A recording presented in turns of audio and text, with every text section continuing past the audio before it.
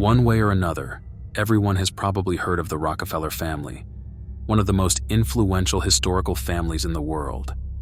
The industrialist and banking powerhouse established its present wealth at the end of the 19th century, when the immensely wealthy John D. Rockefeller co-founded Standard Oil. It would be difficult to list the number of economic sectors in which they have acquired a stake since then. At the same time, an equally outstanding achievement has been the Rockefellers' rise in politics. This kind of success cannot be separated from their wealth. Nonetheless, they have governed 3 U.S. states so far, and with Nelson Rockefeller, they also gave the Vice President of the United States under Gerald Ford's presidency in the 1970s. However, not everyone in the family was as economically or politically ambitious as their predecessors. Michael Clark Rockefeller, the 5th and youngest child, was born in New York on May 18, 1938, with his twin sister Mary, to Nelson Rockefeller and Mary Todd Hunter Rockefeller. Michael attended the Buckley School in New York City and graduated from the Phillips Exeter Academy in New Hampshire, where he was a student senator and exceptional varsity wrestler. During his later education, he oriented towards exploring the past. He graduated cum laude from Harvard University with an AB in History and Economics. Nelson greatly inspired Michael. His enthusiastic art collector father founded the Museum of Primitive Art in 1954, where Michael eventually became a board member, and the artworks on display made a huge impression on him. In 1960, at the age of 22, he served as a private in the U.S. Army for 6 months. Following his service, the youngest child went on an expedition organized by Harvard University's Peabody Museum of Archaeology and Ethnology to Dutch New Guinea, which 3 years later became part of Indonesia after a minor military conflict and referendum.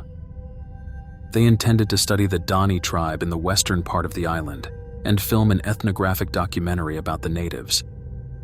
It was produced by Harvard graduate Robert Gardner, and Michael joined the team as a sound engineer. Carl Heider, another Harvard graduate who shared a tent with Rockefeller, said he was very quiet and very modest during their trip. Their documentary, Dead Birds, was released in 1963 and focused mainly on the battles of the Balaam Valley tribe. The symbolism of the bird explores the question, what is man's fate? Should men shed their skins and live forever like snakes or die like birds? The Dani people believe death is man's only fate. In their language, dead birds or dead people refers to weapons and battle dials captured from the enemy in battle. The Dani tribe numbered about 25,000 in the late 2000s and is now extensively involved in tourism. A Dutch explorer named Hendrikus Albertus Lorentz encountered them first for research purposes in 1909, spending a few days in one of their villages. Their most important food is sweet potatoes, which they use in barter trade. For their feasts, they usually eat wild pigs. As I mentioned, while in Dutch New Guinea, Rockefeller was in charge of sound recordings. During a break from filming in mid-May, he traveled with a friend to the south of the island to study the Asmat people and their culture and collect their unique woodwork art. It's the desire to do something adventurous at a time when frontiers, in the real sense of the word, are disappearing, he said. During his expedition, Michael took 3,500 photos with his 35mm camera. Back then, the tribe of about 70,000 people still lived at Stone Age levels, and the young researcher was looking to buy their art pieces, including shields and bish poles, for his father's museum in New York. The Asmat people had a pretty extreme lifestyle, starting with their marital habits and sexual life. Until the advent of the European proselytizers, men lived a polygamous life, and when a husband died, his male relatives usually married the widowed wives. It was also common for some of the Asmat men to have long-term sexual relationships with other men, in addition to their many wives. This open-ended relationship system, known as embai, was expanded by the sharing of wives in a ritual called papizj. This lasted until at least 1953, when the first Catholic scholar missionaries returned after the Second World War and the Japanese occupation and tried to fine-tune the Papuan tribe to Western moral standards. Despite the Asmat first encountered Dutch explorers in the early 17th century, they were still able to live in relative isolation in the depths of the jungle until the 1950s because of their hardly accessible territories. And there was also another reason why they were not much bothered. The Asmat weren't just notoriously good fighters, but they were also ruthless manhunters and cannibals, who often practiced beheading their defeated opponents, ritually eating their bodies and recycling their bones.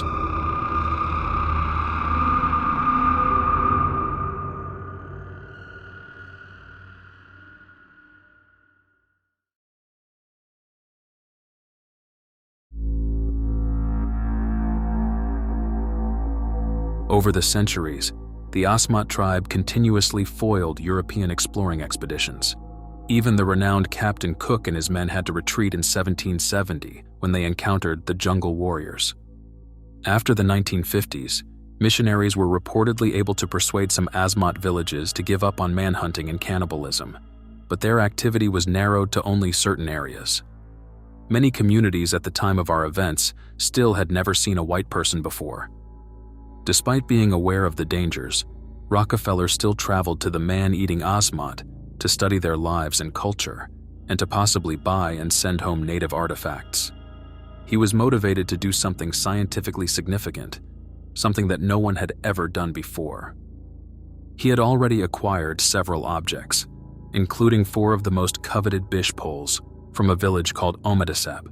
All of them are now on display in the Michael C. Rockefeller wing of the Metropolitan Museum of Art in New York. These bish poles are exciting works of art with many uses. Perhaps the most interesting is the following. They are carved by the religious figures of each Asmat village when a member of the tribe is killed and ritually consumed during a manhunt by the enemy.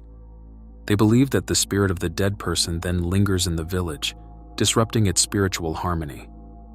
These poles are used to atone for the spirits of the deceased so that they can depart to the afterlife they place in the distant seas. Their first trip to Asmat lands ended in September 1961. Following that, he briefly visited the United States, only to find out that his parents filed for a divorce after 31 years of marriage.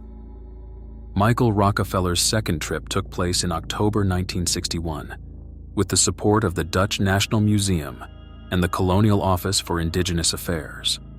He joined a Dutch research team, accompanied by 34-year-old Dutch anthropologist René Wassing and 2 teenage natives. Their plan was to reach 13 Asmat villages by sea in 3 weeks to obtain the carved tools. They traded shells and hatchets and collected more than 50 indigenous art pieces. His letters revealed that before his second trip, he had set his mind on creating the largest ever Asmat art exhibition in New York. Michael wanted to introduce the public to this culture, which he felt was in total contrast to how he had known the world until then. In exchange for their carvings, he also offered the natives steel axes, fishing hooks and lines, clothes and tobacco, the latter of which they became addicted to later. During his journey, he managed to obtain shields, drums, pots, spears, paddles, and many other valuable tools, except for the bish poles, which, for an unknown reason, were not given to him this time. In November, they returned to Agats, the Dutch administrative center, to restock their supplies because they wanted to continue their search for Asmat art for another month. November 17, 1961, was a Friday, and they set sail in a 40-foot homemade catamaran made of 2 native canoes attached with planks and powered by an 18-horsepower outboard motor. They bought the boat from a Dutch patrol officer so they could travel further south into even more unknown and wilder territories, where only a missionary named Cornelius Van Kessel was active. However, as they crossed the Arafura Sea at the mouth of the Betz River, commonly known as the Pulau River, the winds picked up. The boat's outboard motor started to flood in the rough seas, causing the vessel to drift.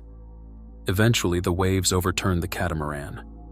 Following the incident, the 2 teenage guides swam nearly 3 miles to shore to seek help, leaving the researchers behind.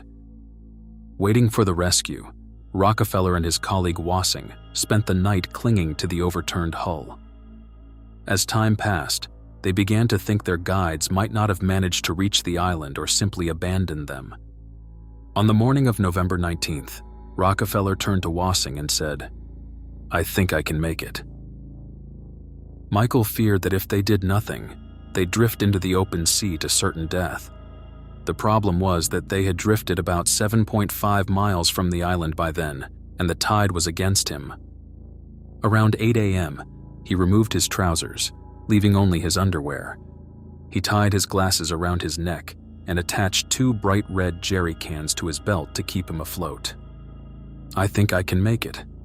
Those were the 23-year-old man's last words. He then headed to the coast with a compass and a knife. Wassing's last sight of him was about 30 minutes later. "I saw him in a straight line going toward shore until I just saw 3 dots, the 2 cans in his head."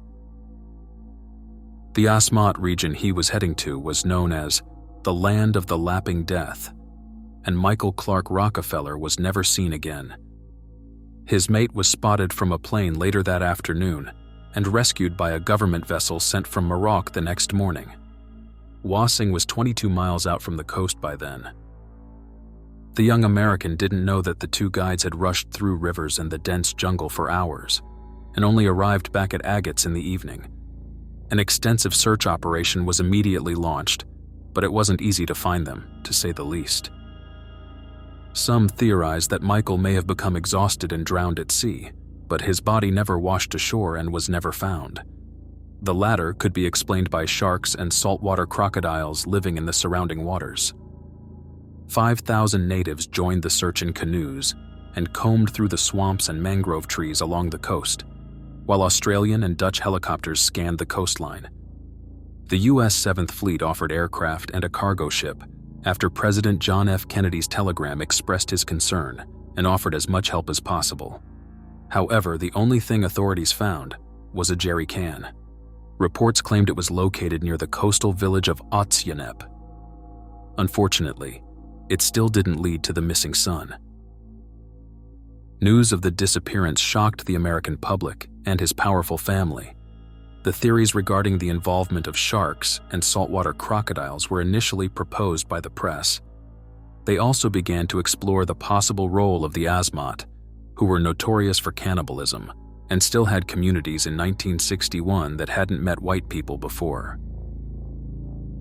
Michael was searched for by land, sea, and air, while the sight of helicopters was reported to have caused minor panic among the natives. But despite all the efforts, the youngest Rockefeller heir was not found.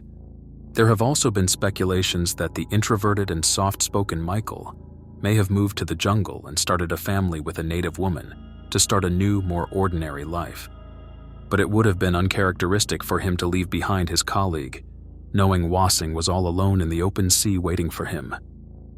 Another theory was that Michael might have been dragged inside the forest and held as a captive god or as a slave in a remote village.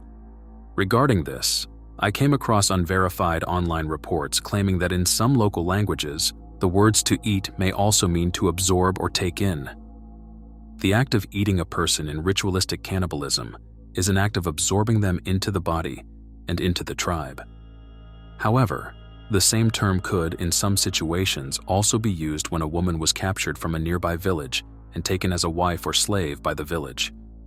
It is speculated that many of the reported incidents of cannibalism the Dutch authorities recorded as having been told to them might not have been actual cannibalism, more like people being taken from one village and becoming part of another. If this is true, this could mean that Michael had indeed joined a tribe and gone native. With an army of reporters on board a Boeing 707, his father and twin sister Mary first traveled to Biak and then to Morocco on the island of Papua, about 150 miles south of the Asmat lands. Unfortunately, their presence did not aid the case. Aside from holding press conferences, they were unable to take any further action, even though noticeable diplomatic pressure was applied to the Dutch government. On November 24th, the Dutch Minister of the Interior informed the New York Times that there was no hope of finding him. As a result, the family members returned home on November 28th after enduring 9 days of a torturous wait.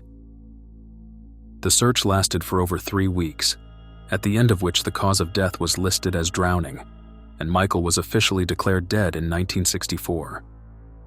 However, this isn't the end of the story, because over the years, private investigators, journalists, and researchers have managed to contact the tribespeople who had more to share about the events. And today, it does seem that Rockefeller was unlucky enough to encounter a group of vengeful cannibals.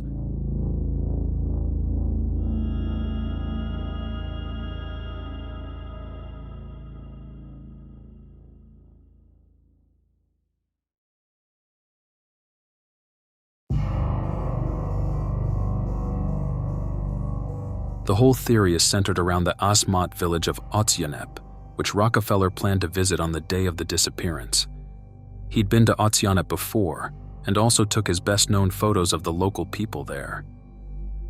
To understand what happened, we have to go back 3 years to 1958, when war broke out between Otsianep and Omadisep villages over a rather messy incident. The two communities are geographically relatively close. They are just a few hours' walk apart. They have a long history of rivalry, with clashes of varying intensity.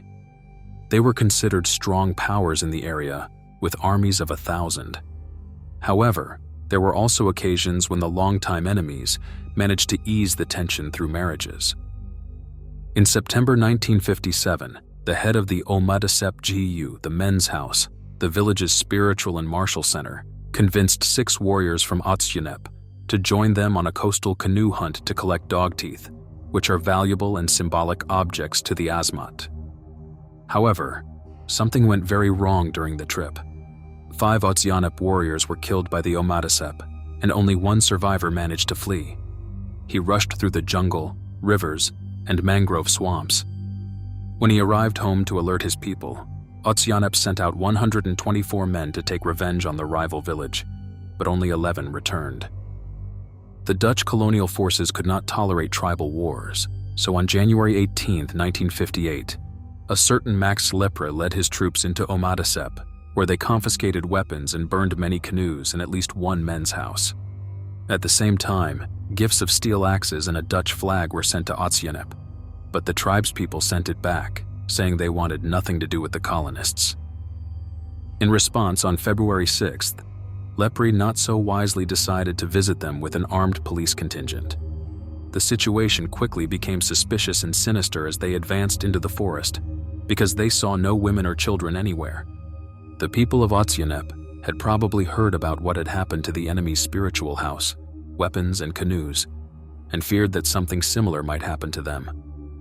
When the Dutch reached the indigenous community in the pelting rain, they were surrounded by an even more threatening atmosphere. A group of native warriors appeared first on their left and then suddenly on their right, armed with bows, arrows, spears, and shields. As the Dutchmen moved further inside the jungle, they spotted another group of men behind one of the Asmat buildings who suddenly began a fearsome warrior dance. Lepre called for them to come forward and put down the weapons, but only one appeared with some tool in his hand and started rushing towards the Dutch leader. The policemen started shooting and killed 5 locals in the incident. Among the victims were certain Faratsiam, Osom, Akon, Ipi, and Samut, the war leaders of different Jews belonging to Otsianep. They were considered the strongest, most able warriors of one of the most dreaded villages in Asmat. After the bloody massacre, the remaining natives ran into the jungle. The only commander who survived the attack was Pirian village's GE leader.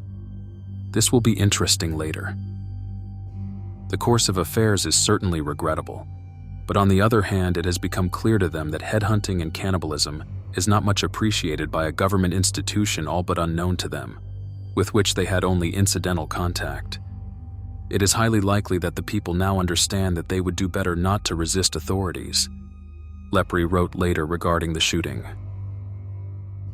Understandably, the islanders did not forget the deadly clash, and the tribal war was still going on in 1961, and, as I said, many of the Asmat people in the area had never seen a white man. To understand the Asmat's attitude towards foreigners, it is essential to know that the indigenous nation believed that only ghosts lived beyond the island, and that the afterlife was placed beyond the seas. They considered the white people supernaturally powerful spirit beings who came and harmed their people, leaving bad and revengeful feelings behind.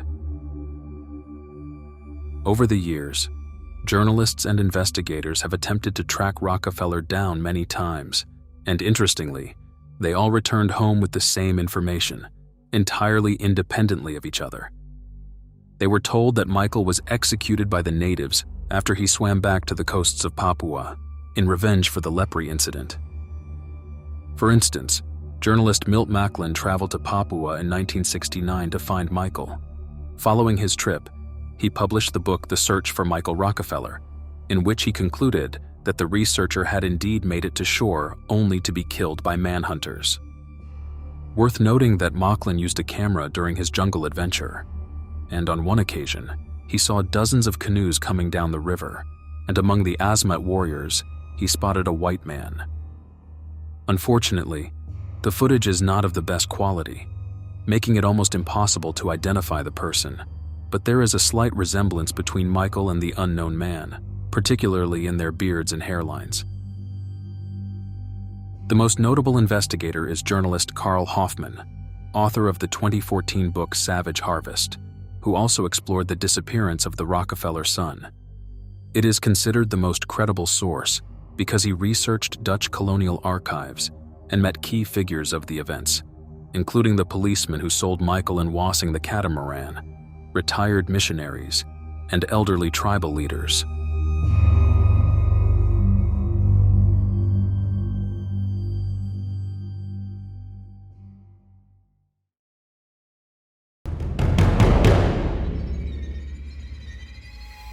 Hoffman also heard the stories that the young man was killed near the coast by the Otsionepis.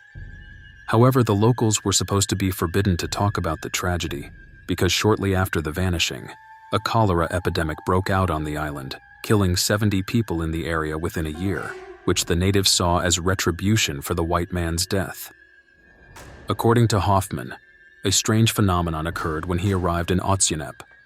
As he and his local guides approached the shores, the natives, children, elderly, women, and men all went silent and emotionless. With the help of his interpreter, he wanted to ask them if anyone remembered the lepre incident, but they just stared at him. The travelers were not invited in or greeted, so the group thought it would be better to head back to the village of Pirian, where they were staying. On his return, he was told by his native companion Amates, who had tried to speak to the Asmat, that they were terrified of them.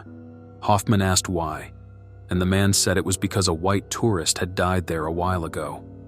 The writer didn't know of any white tourists who had died on Asmat land, but Amates finally said the name, Michael Rockefeller.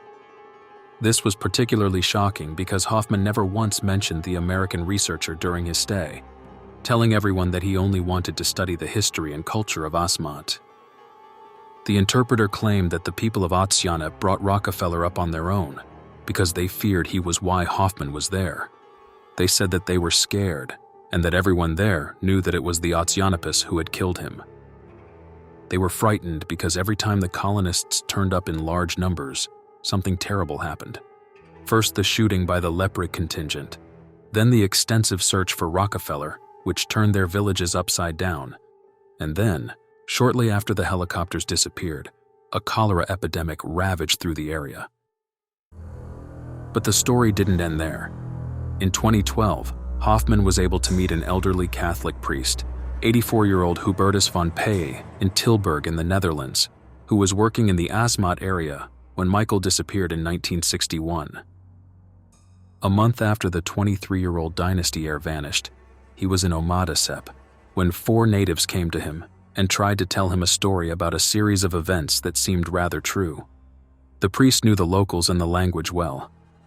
They stated that on the day of Rockefeller's disappearance, 50 men from Otsionep were transporting palm building supplies by water to a government post in Pirimapun, about 20 miles south of their village. They traveled at night, and at dawn on November 20th, they stopped at the mouth of the Evta River, 3 miles downriver from Otsionep, to wait for the tide to turn when they saw something moving in the water. At first, they thought it was a crocodile, but it was not. It was a tuan, which in their language means a white man. The stranger swam on its back, and when he saw the natives, he turned over and waved. One of the men reportedly said, "People of Otsianep, you're always talking about headhunting Tuans. Well, here's your chance." The Pirian village Geo leader named Dombai said they should not kill him, and a minor argument ensued, as two warriors named Ajim and Finn thought otherwise. Eventually, they tried to rescue the man from the sea, but suddenly, a certain Pep stabbed him between the ribs with his spear. The stranger didn't die instantly, so he was taken to the stream-like Jawar River, where they killed him and made a big fire. Finn allegedly took his head home and displayed it in his house. The victim's bones were used to make spearheads for fishing and other tools by others. The story claims that 15 Otsianepi men shared his remains and ate his flesh eventually. The priest confirmed that Michael was indeed killed in revenge for the Lepri incident. What makes this story even more credible is that the indigenous told him that the murdered white man was wearing just underpants, the same as Michael Rockefeller, who took off his clothes before leaving the catamaran. They told Von Pei that the white man was wearing shorts, but shorts they'd never seen before, and that you couldn't buy in Asmat, shorts that ended high up on his legs and had no pockets. It is worth noting that a Dutch priest named Jan Smit, who became a missionary in New Guinea after his ordination in 1959, and who actually knew Michael, claimed that he saw a warrior walk around in Michael's boxers. Von Pei even sent a message to the colonial authorities in Agats, informing them about the news, so the Dutch knew the story. Without having the intention of doing so, I stumbled across information, and I feel compelled to report this. Michael Rockefeller has been picked up and killed by Otsianep. The villages of Jau, Biwar, and Omadasep are all clearly aware of it, he wrote. Hoffman was also able to search the Dutch archives, and fragments of what the priest had said have survived in a message from the governor of Dutch New Guinea to the Minister of the Interior in The Hague. In my opinion, some reservations need to be made. No evidence has been found yet, and therefore there is no certainty yet. In this connection, it doesn't seem germane to me to give information to the press or Rockefeller Sr. at this time, the governor wrote.